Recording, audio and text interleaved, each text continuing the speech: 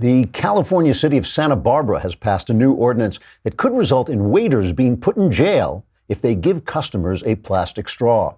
I love satire of big, overbearing government. Oh, wait, this is a true story. The new ordinance makes each individual straw distributed a separate violation with penalties up to $1,000 apiece and 6 months in jail.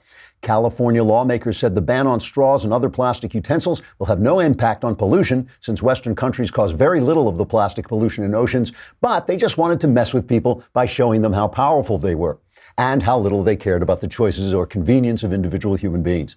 The legislators also said the ban would be good for public morals by keeping Archie and Veronica from drinking out of the same malted while cartoon hearts danced around their heads, and it would also be really funny to watch handicapped people try to reach their cups until they fell out of their wheelchairs.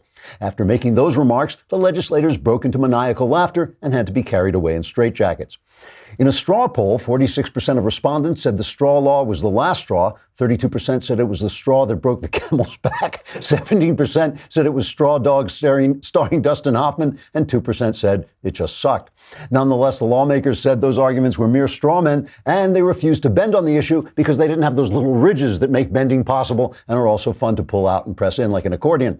While it's true the new law will make it more difficult for Californians to drink their sodas, rest assured they'll still be able to step in human feces left by homeless people and give each other AIDS on purpose without suffering any penalties. So that's all right.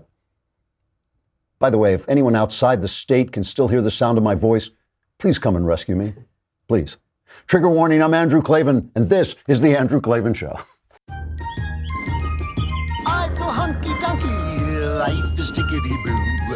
Birds are winging, also singing hunky-dunky-doo. Ship-shape, tipsy-topsy, the world is zippity-zing. It's a wonderful day, hurrah, hooray! It makes me want to sing. Oh, hurrah, hooray! Oh, hooray, hurrah!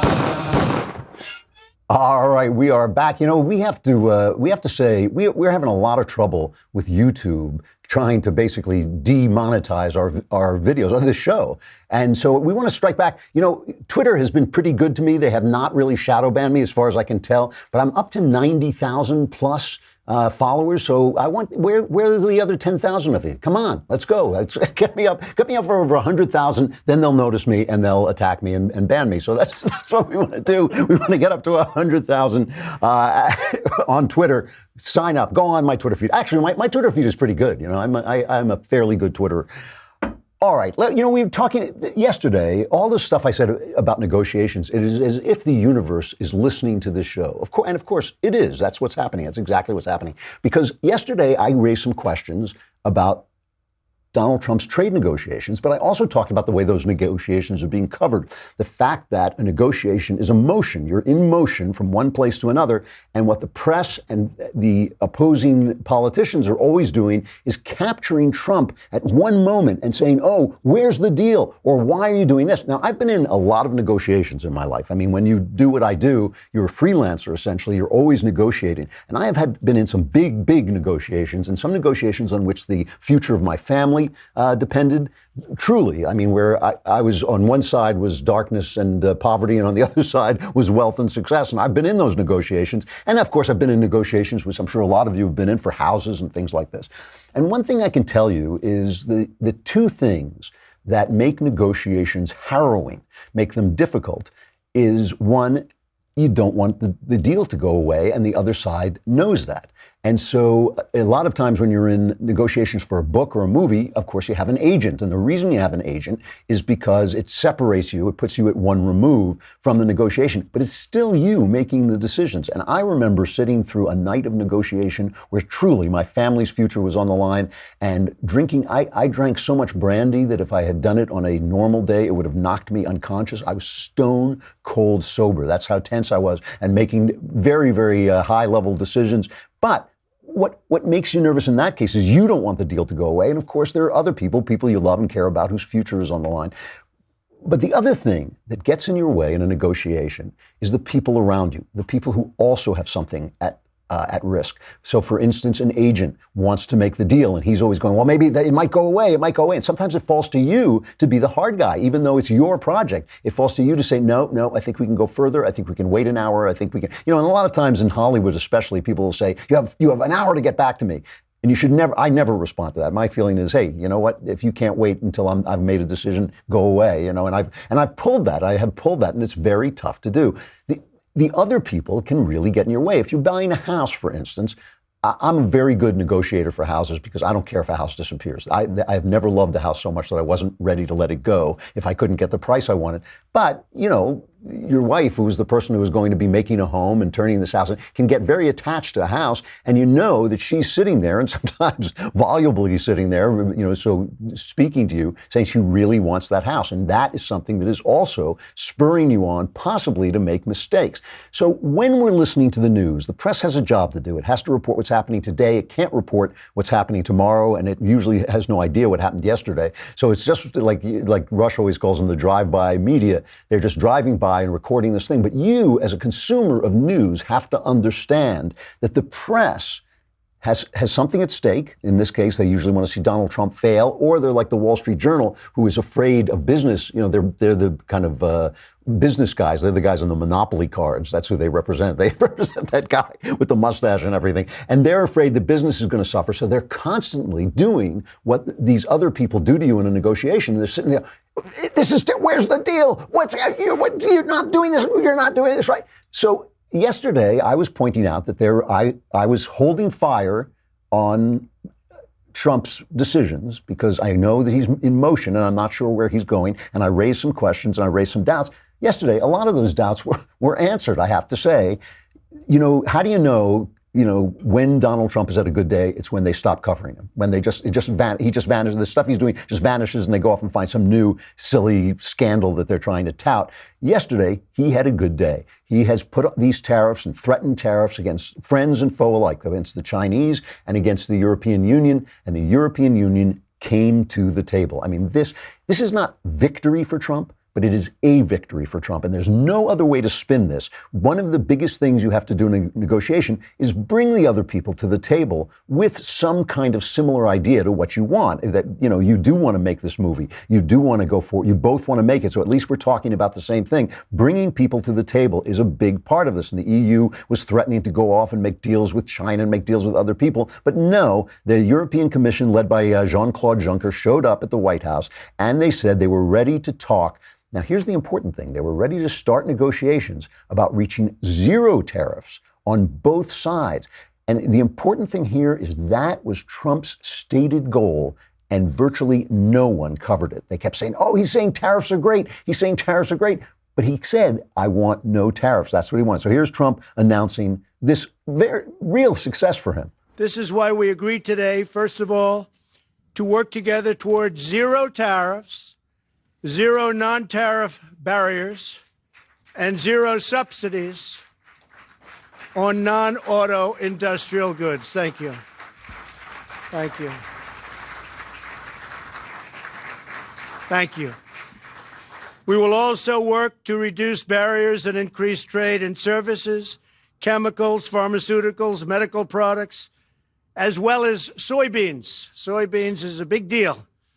And the European Union is going to start almost immediately to buy a lot of soybeans. They're a tremendous market. Buy a lot of soybeans from our farmers in the Midwest, primarily. So I thank you for that, Jean-Claude. This will open markets for farmers and workers, increase investment, and lead to greater prosperity in both the United States and the European Union. It will also make trade fairer and more reciprocal. My favorite word, reciprocal.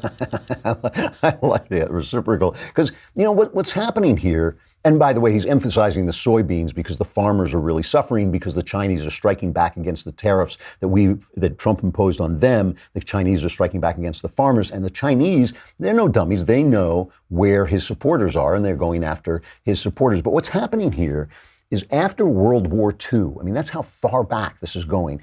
After World War II, the world was in ruins except for us, the European Union, Japan, ashes, gone. Right. And so when you talk about the 50s and how prosperous we were, one of the reasons we were so prosperous, you hear Elizabeth Warren, I heard her saying the other day, we used to have these high taxes and that was our most prosperous time. Yeah, because all the competition had been leveled to dust. I mean, when I say that, I mean literally to dust. Their civilizations were gone. And so you're not competing with Germany because Germany is in ashes. You're not competing with Britain because they're putting themselves back together. We went and brought them back. We wanted a world that was a working world. We went back and rebuilt Japan. We rebuilt Germany. And we did it partially with the loan lease things where we, gave them the Marshall Plan, where we helped them out.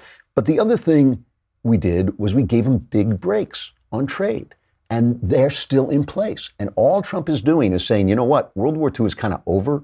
It's like, it's been a while. It's been a couple of days since World War II ended. It's time to reduce this stuff. So yesterday, Bret Baier had Wilbur Ross, the Commerce Secretary, he's obviously the guy in charge of this on, and he explained why this deal, even though it's just an agreement to talk, it is an agreement to get to a certain place. And Wilbur Ross explains why this is a big deal. This is the first one, cut one. Well, I think there are several very significant aspects. There were no preconditions to the negotiations, no requirement that we drop any of the 232 tariffs just to get talks going. As you know, that had been an original EU request. They came very prepared to do business. We came prepared to do business. And I think this really breaks the ground because it has now set the parameters. Everything is on the table. Yeah, I'm talking zero tariffs, possibly. Right. President made clear at the G7, although, as you remember, nobody paid any attention, that his end game is zero tariffs, zero non-tariff trade barriers, zero subsidies, and zero barriers to our market access. So 4 big zeros. So that's a big deal. That's what there's when you come to the table without conditions, you come to the table looking for these zero tariffs. And Ross points out there that this is what Trump said. He said, this is the deal I want. And when they cover Trump, they do not pay attention to this. And we'll get into this incredible conflict that Mike Pompeo had with the Senate yesterday.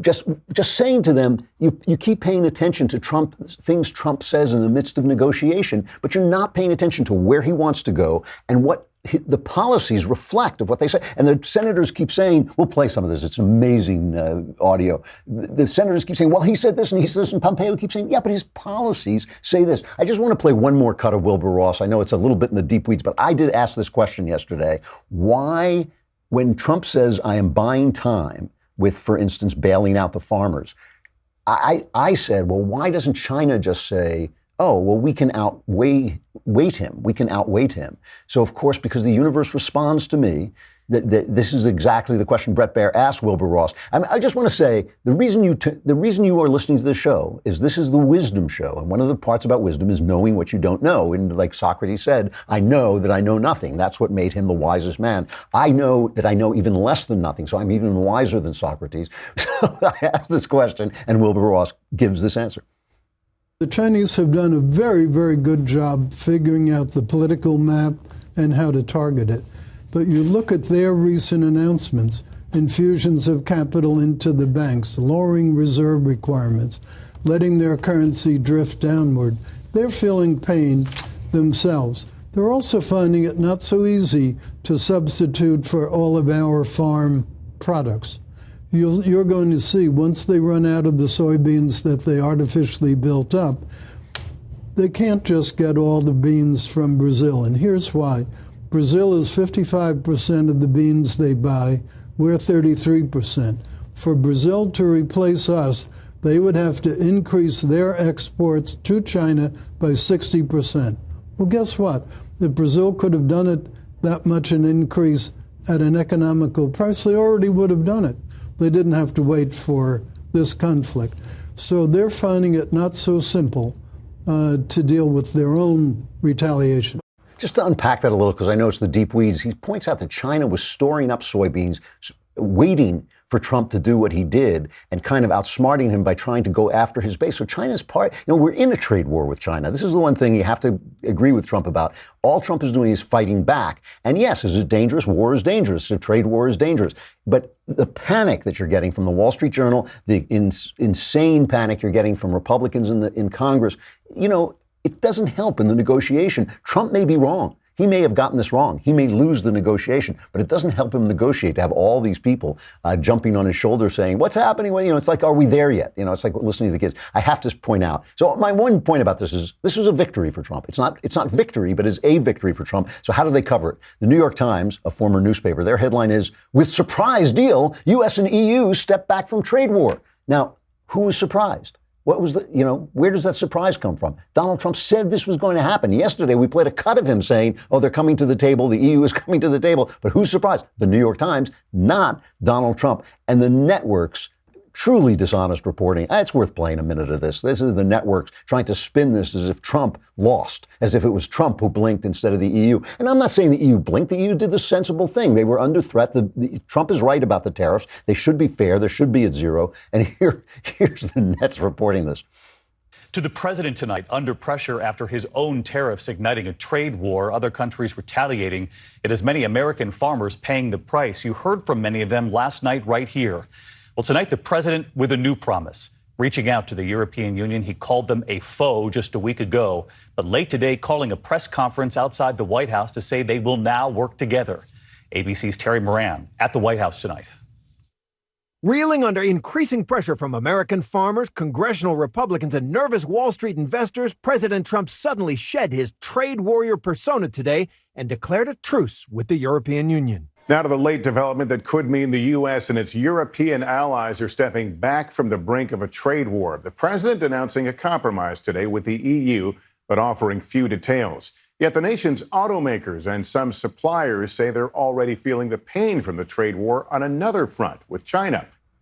That is amazing. That is amazing dishonest reporting. They can't just say, he threatened them, they came to the table. It's got to be, he threatened them, and he caved. He caved. It's just lying. It is lying. It is just, that is those guys who get paid a lot of money to go in there and look into a camera and give you information. They took the money, they put on their suits and ties, they went on there with serious looks, and they lied. That is what they do.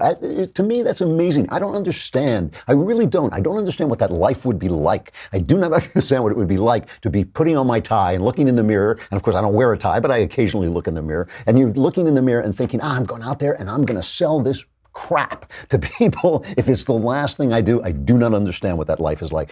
I've got to play this Pompeo stuff. It is just so good. Pompeo goes before to talk about the Russia summit and North Korea and all this, and the Democrats hammer him. And Pompeo was, I got to say, another big victory for Trump. Just the fact that Pompeo was standing up for him. Here he is talking to Democrat Chris Murphy about the Helsinki summit. And this is about the Russians.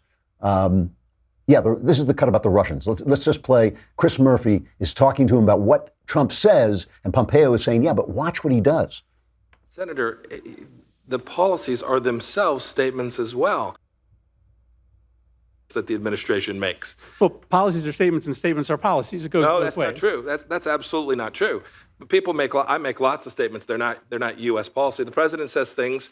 Right, the president makes comments in certain places. We have a National Security Council. We meet, we lay out strategies, we develop policies. Right, so how do I know the president then sets the course. How do I know the difference between a presidential statement that is not a policy and a statement that is? Senator, here's what you should look at. Compare the following: Barack Obama speaking tough on Russia and doing nothing. Those not true. It is true. I understand you want to rewrite the Obama policy on Russia, but that's simply not true. You organized all of Europe and all of the world. Let's go task for task. To put a comprehensive, unprecedented set of sanctions on Russia. So the man said he would have more flexibility after. I'm not listening. My question isn't about. I know you want to turn constantly back. I just want to look at facts and policy, Senator. I'm trying to get to U.S. policy. It's what I do.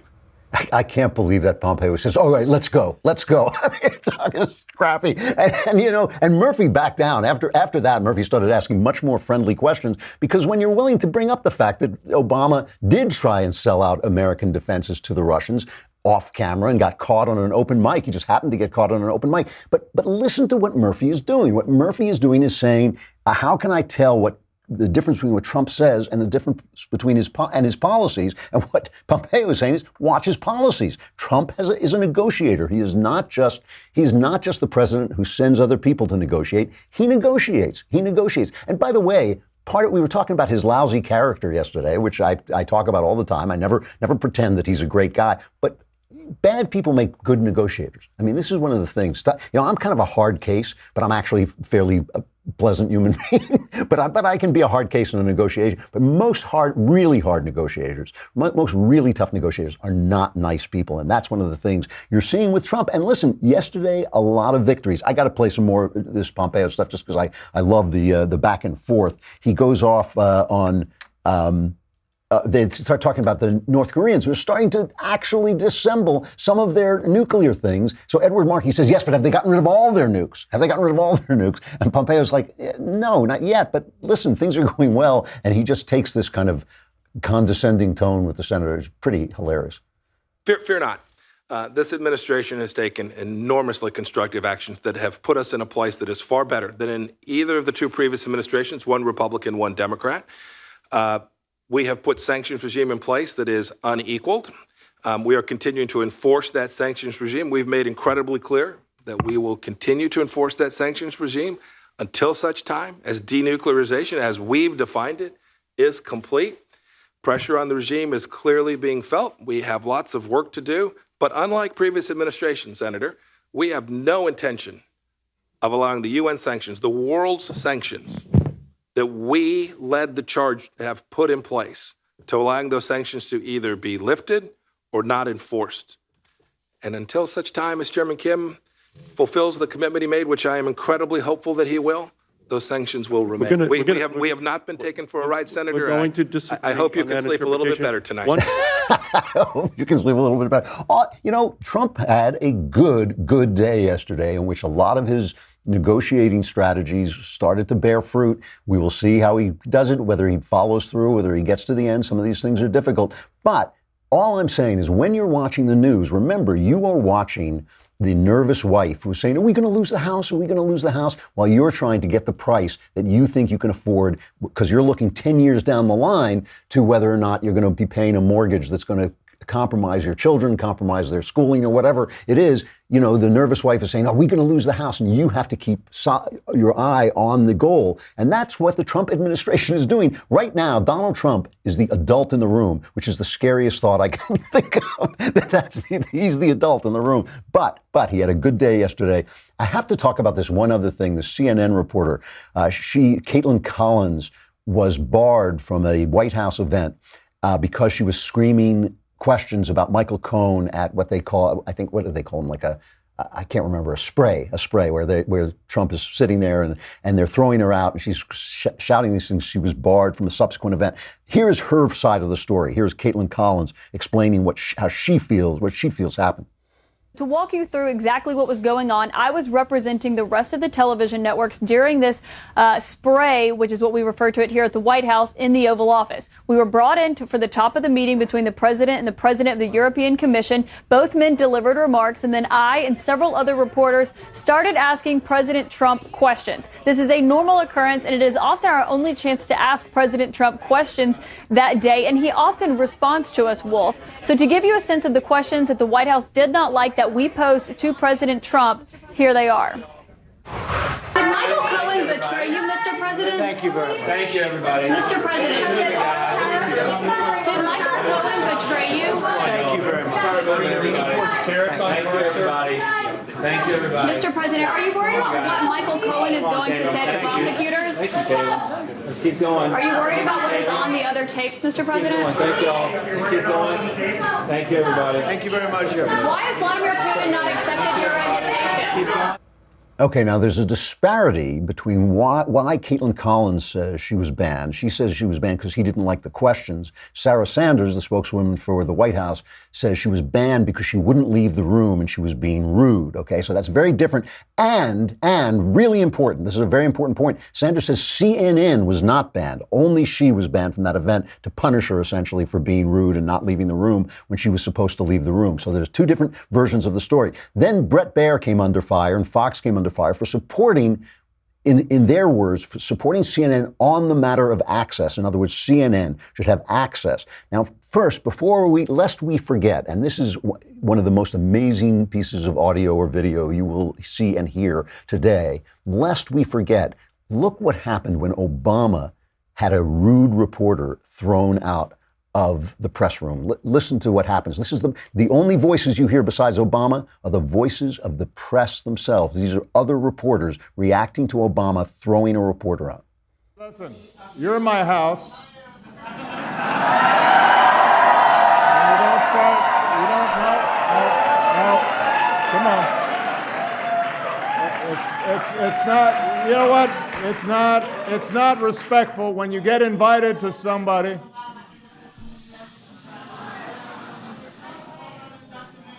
You're not gonna get a good response from me by interrupting me like this. No, shame on you. You shouldn't be doing this. Come on. Can we escort this person out? That is amazing. They're chanting Obama, Obama. This is the press. Is chanting, it's kind of like when they chanted Trump, Trump, Trump. Oh, wait, yeah, that will happen when the very minute that hell freezes over. So here's the thing. I want to put the other side of this forward too, though.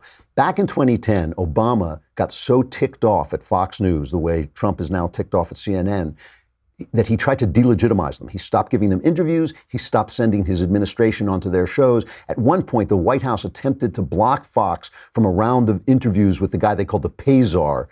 And at this point, the Washington bureau chiefs of the 5 TV networks said they would not interview this guy if Fox couldn't interview him. They stood up for Fox. Okay, so it's not that they were always like this. They was not always supporting Obama. When he tried to delegitimize Fox News, the other networks stood up for them. So here's the thing. You got to split the baby on this. Banning an individual reporter for being rude is all right. But even as much as I dislike CNN, they should have access. So you got to say, banning an individual, yes. Banning a legitimate news network, no. And in the basis of the First Amendment and free flow of information, CNN should be able to lie and cheat and sell their fake news and still get into the White House. But if she was rude, there's nothing wrong with banning her herself. All right, we're going to stay on. We'll stay on for an interview with Eli Steele. Eli Steele is the writer, editor, director, and producer of the documentary, get this, How Jack Became Black. It's about trying to enroll his multiracial son in LA's public schools and learning the boy would be denied entrance for refusing to state his primary race. He had to choose which race he was, mom's or dad's, and moms and dads are both mixed up too. The film attempts to answer the question, why does race still matter so much in America? Mr. Steele was born deaf, but thanks to a program designed to train deaf children in the auditory method, he learned how to hear and speak. His voice is a little distorted, as deaf people's voices sometimes are. For people watching, we have put subtitles on that. But if you are just listening, if you listen carefully, you get used to his voice and you'll be able to hear what he says. Here's Eli Steele, the writer, director, editor, and director of How Jack Became Black. I am deaf. I am black. I am Jewish, white, Native American. So I am, what? What about my kids, who are even more mixed than me? I get an email from my son at school. You need to pick a primary race. White, Hispanic, Asian, African American, Black. One needs to be chosen. Primary and then the secondary. Primary as in one side is more primary than the other. I'm gonna call you and say which one you want to pick. We have to put something. You can deny my kid an education because I'm gonna pick a primary race. I'm not one or the other. I'm this space in between. Race is not an individual choice in America. It is a social choice. Black, your skin color. about race. It's not about race. They use the term multiracial or biracial to distance themselves from blackness. But who says that I have to stay in that space? There's so many kids who are being born of this next generation that are not a single race. We're not able to say, oh, I'm mixed because you're forcing me to pick a race. Very tempting to just say, let's just forget it. I'm a human being. I think it's fear. I don't think we as a nation are there yet. They want to stay stuck into the norm of what we're used to. What do we want? Justice!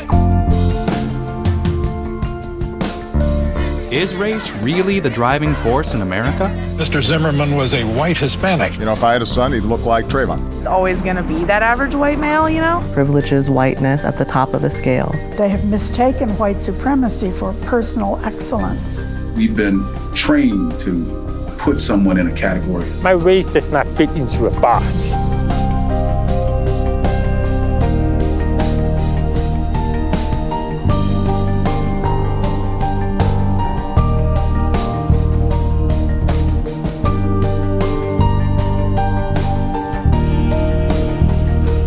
Here we go. So he would be African American? Absolutely. Hispanic. Let's say white.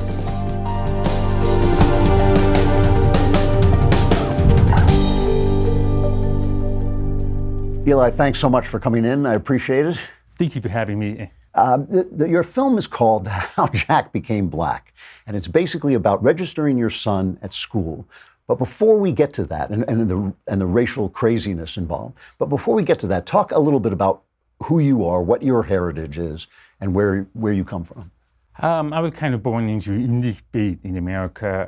I was born in the 70s to a black father and a Jewish mother. And at that time, it was thought of something to celebrate. It was progress. It was the coming together of Americans across the color line. And but since then, as identity politics has grown, my choice, I'm the first one ever, if you think about that, from slavery, segregation ever, to say, I am who I am. I am not going to be what the government tells me to be, which would be black. I am black and I am Jewish. That's just who I am. And that posed a huge problem for identity politics as I grew up.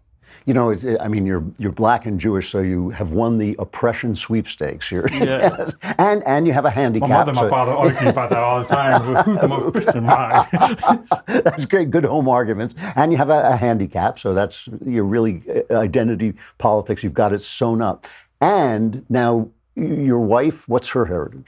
It's definitely my ex-wife, and she is the first generation born in America from Mexico. Okay, so now you have, how many children did you have? 2, Jack and June. Okay, so Jack has now black, Jewish, Mexican heritage. And it gets even more complicated.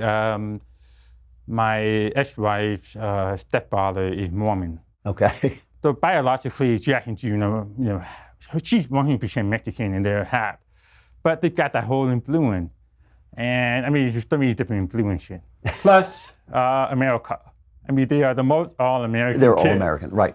So now you take Jack, now you're taking him to register him in public school? Yes. Where is this? In Los Angeles. In Los Angeles, the okay. The second biggest school district in America. And what do they want from you? They wanted me to check a primary race box. A primary race box, okay. Which I had never seen before, and that's the actual phrase, in CAP. And at that point, what do you do? I mean, I look in Jack, and Jack is, olive skin, and what do I put? I mean, what is he, and why only one? And then the second thing there was, decided, okay, you know what? I'm going to opt out. I'm not going to check anything. And they're like, no, you have to pick one, or he cannot come into school. He cannot come into a public school. He cannot begin his education unless we have that race information. And so to pick a primary race is, first of all, it's picking between his parents. Definitely. Right? And so and it's also saying that his heritage, which is unique, doesn't exist. He has to have it doesn't matter. Yeah. And what was interesting for me was these school officials, this is the front line. I mean, they are just, everyday people. They had no idea what they were doing or any idea why I had to check this box. So I went to 5 different schools, got 5 different answers. Jack went from white to black, and back and forth, and so I was just kind of trying to prove the point that nobody really knows anything. So did you eventually make a choice? Yes. So you made that's how Jack became black, because he had to get into an LA public school. Exactly, and I kind of wanted to make the point though that make sort of almost kind of like rebel the system and say, okay, I want he should be black in the form, and then when Jack shows up, he could be looking for a black kid, and it's just trying to show the whole absurdity of it. Then after I started making the film, that's just a starting point. I kind of opened up to the whole of identity politics in America. And after I kind of started making this film, I said, wait a minute, is identity politics really a racial order? Because they're really organizing us by race. And so that's why I just kind of started going deeper into the issue. And because I know with identity politics, we kind of focused on the Marxist aspect. But that kind of ignores that we live in America, and the white supremacy was actually the very first form of identity politics. Right. Because you had the black box, you had the white box. We just reinvented those boxes into the 5 primary race boxes of identity politics. And so that's why somebody under white supremacy, my father, my grandfather would be black and inferior. And that's why we add values to that. And that's why today, you see a whole group of people, like for example, Harvard, with the whole affirmative action scandal, they're marking an entire race of people as not having a personality, to devalue them, and this is done in the name of racial justice. Yep. And that's what racial orders do, is they should organize this by race. There are even universities now with dorms for black students, which to me is so appalling. I mean, being from the old school where we're trying to get rid of that stuff. Exactly. It's appalling. So now you make this, there are people in this film who essentially, left-wingers, who essentially accuse you of turning your back on the issue of race. What's the logic of that? They are holding on to the one drop of black blood rule, and they are also defined by black policy. And, I may agree with some of what they say in terms of politics, but why do I have to subscribe to that entire framework of that group thing? That's not the promise of being American. If we have the freedom to be able to make choices for ourselves, to look at everything. But why do I have to give up my individuality to be part of that group? Yeah.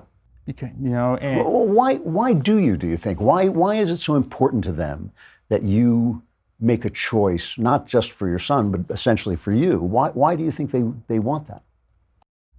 Because they believe, they have the belief that will lead to racial justice, that they need the numbers, that they need the illusion to whoever society, what the black politics is going to be.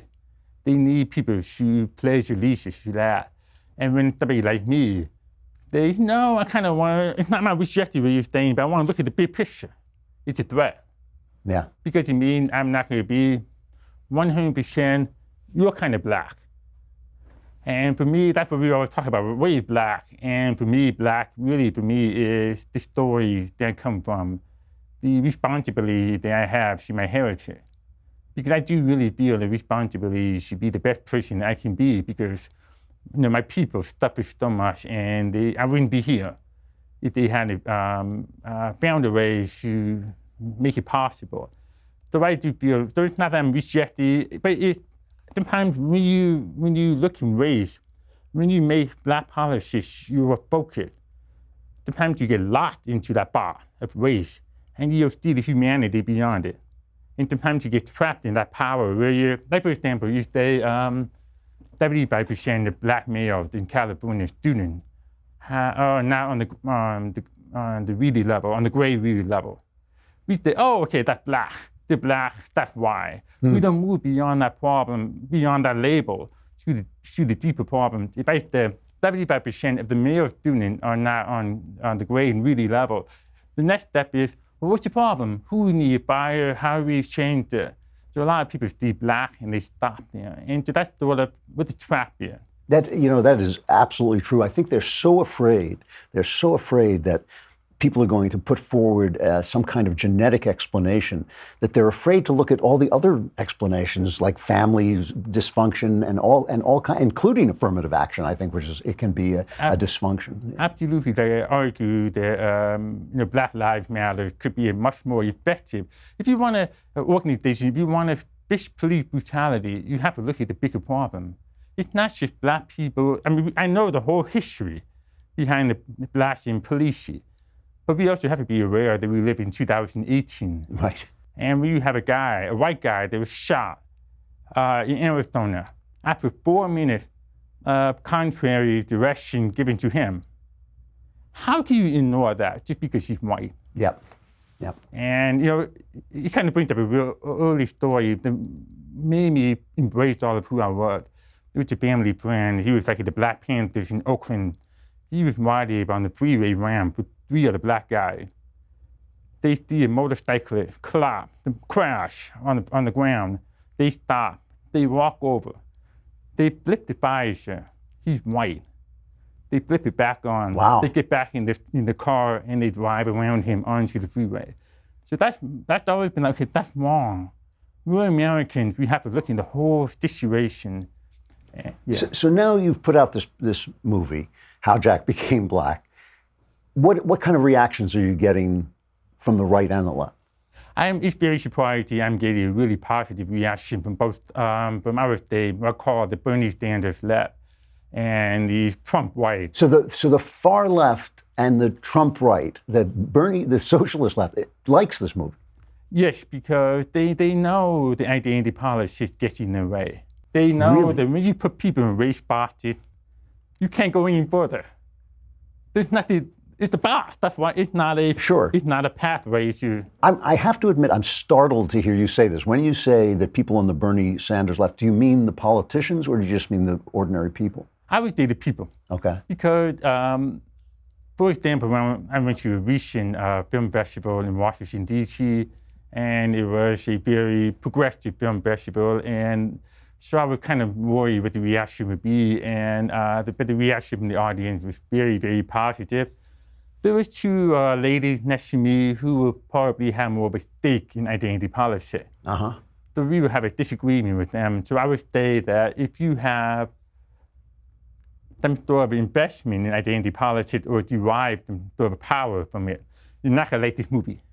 Right. So the ordinary people know that this identity politics doesn't actually serve them because it puts them in the box. Exactly. But the people want them in the box because that's where they get their power from. Yeah. Exactly. And I mean, I had young children, 17, Klavan from poor neighborhood, coming up to me after the film, and they're wearing social justice warrior T-shirt, and they were just fascinated. They just wanted to know more. Like one girl, I told one girl, I said, well, we have 5 race boxes. But we have 180 people from 180 nations represented in America. How can you fit all of that into 5 race boxes? Right. And she was just like, wanted off to go tell a friend. So that's how you make little changes like that. Absolutely. And why should you do it? Let alone how do you do it? Why should you do it?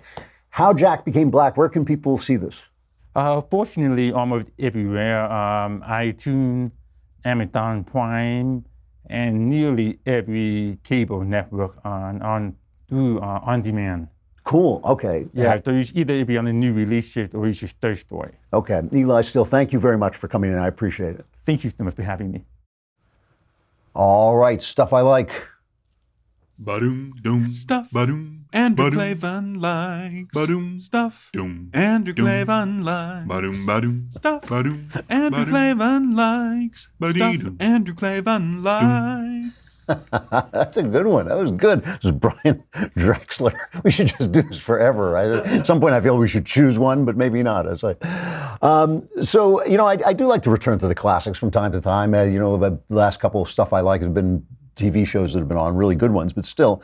And the opening, the first day of this week, I think it was Monday, I was talking about socialism and how it kills civilizations. And I said that it kills it in 2 ways, especially that it turns people into slaves, which is the first thing, but it also removes God. Socialism is perforce a materialist philosophy. You can't have God and a sense of your own worth and your individuality and then say, oh yes, but the state owns everything you make and the state has the power to disperse your wealth. And to say it's democratic socialism means nothing. That just means the majority is tyrannizing over the minority. To say that what a person does with his time, which is his life, right, what he does with his life belongs to him. His property belongs to him because his property is an outgrowth of his life and his time. His money belongs to him.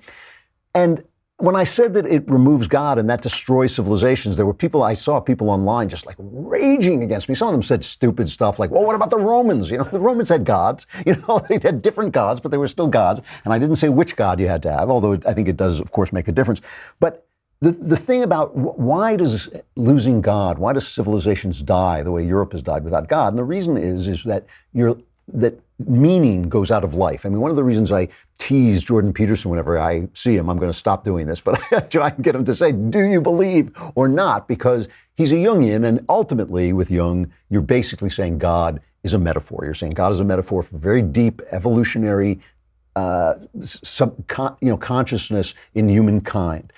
But with God, you believe your actions have meaning. You believe an action can be evil or it can be good. It's not just evil or good to you. It is not just evil or good to human beings. It is not just evil and good because of game theory. It is actually evil or good. And the guy who really drew a beautiful picture of what happens to people as they act in the moral universe is William Shakespeare. There's a lot of people who say William Shakespeare is a secular writer. The great Shakespeare scholar of our day is Stephen Greenblatt, who's a wonderful writer, but he insists that Shakespeare is among the most secular of playwrights, and I just believe that's untrue. Shakespeare was writing at a time where if you said the wrong thing religiously, you got burned at the stake. Not a time when you want to be very careful. I believe Shakespeare was a Catholic, actually, and so does Greenblatt, by the way. I think Greenblatt also says he was a Catholic. And what Shakespeare did that I don't think anybody had ever done before is he didn't preach a lot. I mean, there's Jesus in his, he didn't preach at all. There's Jesus in his place, but he just shows human action taking place in the Christian universe, right? So the things people do happen in a world of Christian morality, and he just takes that for granted. And because he took it for granted, we take it for granted, and we don't even know a lot of our vision of morality comes from Shakespeare. It comes from Shakespeare basically extrapolating from Catholic doctrine and putting it on the world, and his characters act within that structure. And one of the things that I believe, and by the way, I'm a very well-read person, especially in the field of literature, because I work in the field of literature, and I wanted to know everything about it I could. But I'm not a scholar, so when I say things, I know scholars, and I know the depth and breadth of information they have. I'm extremely well-read, but I'm not a scholar. And so when I say some of these things, I'm just telling you my impressions.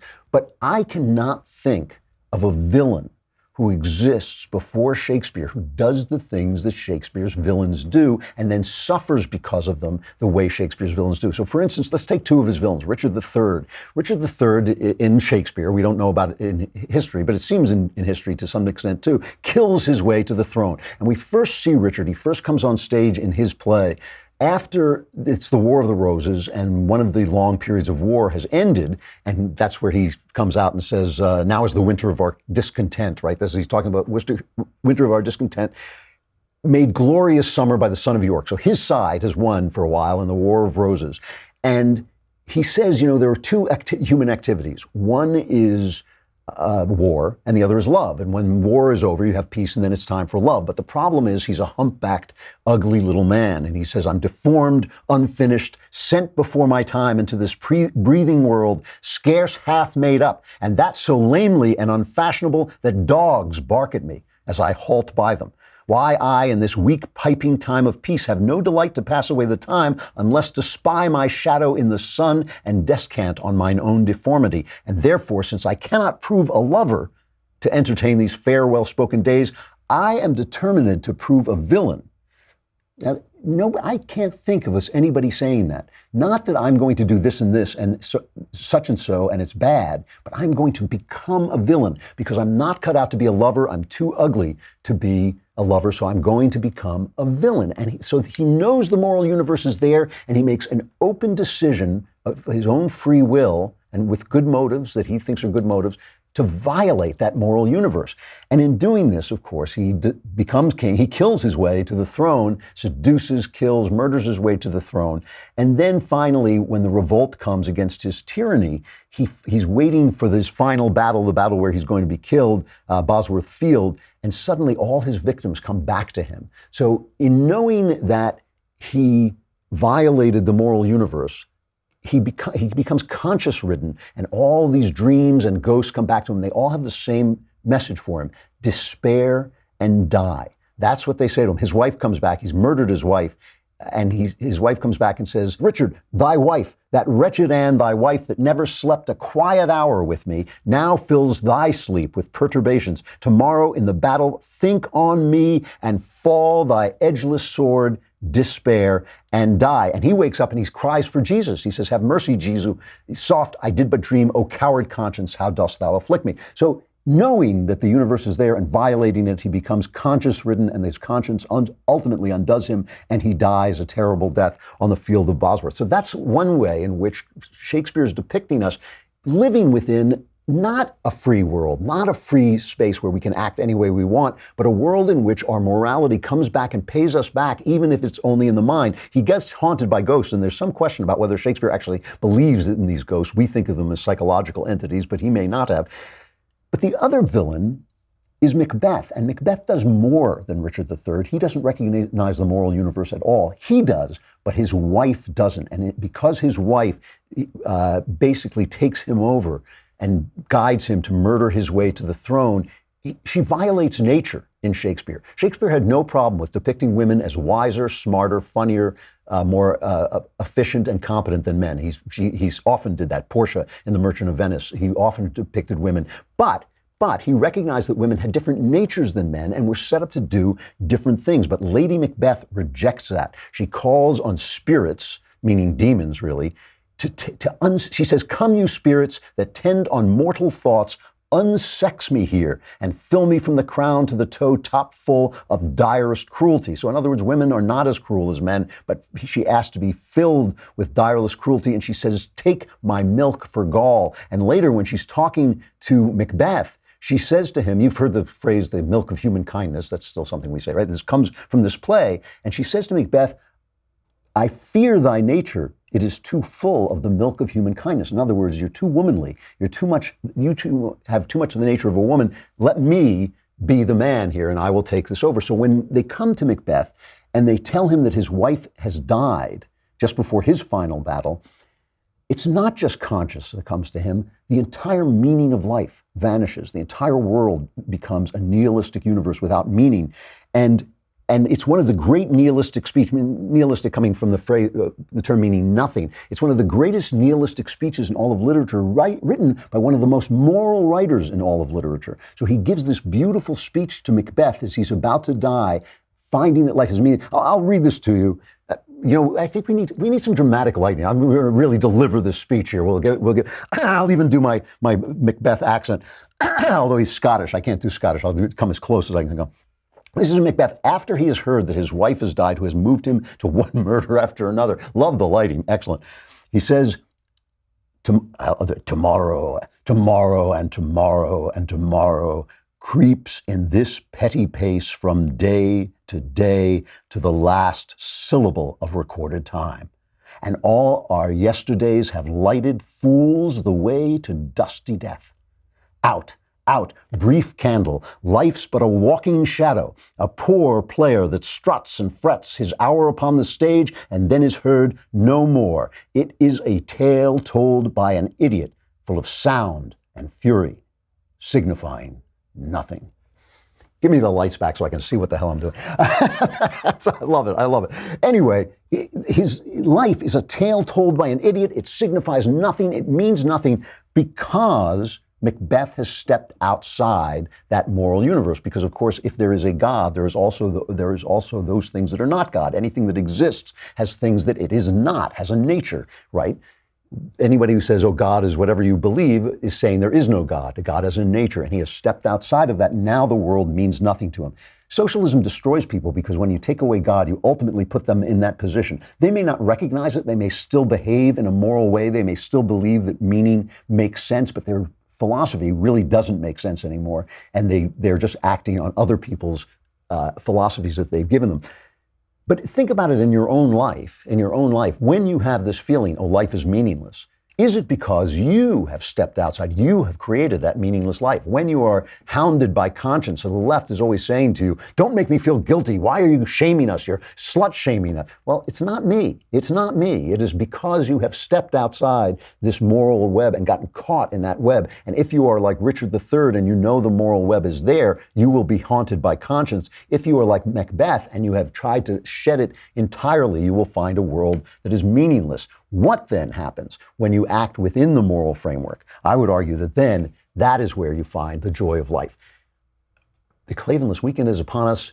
Want to talk about life being a walking shadow, a poor player that struts, and a tale told by an idiot full of sound and fury signifying nothing. It's here, the Klavanless weekend. But we will be back on Monday. Survivors, gather here. I'm Andrew Klavan. This is The Andrew Klavan Show.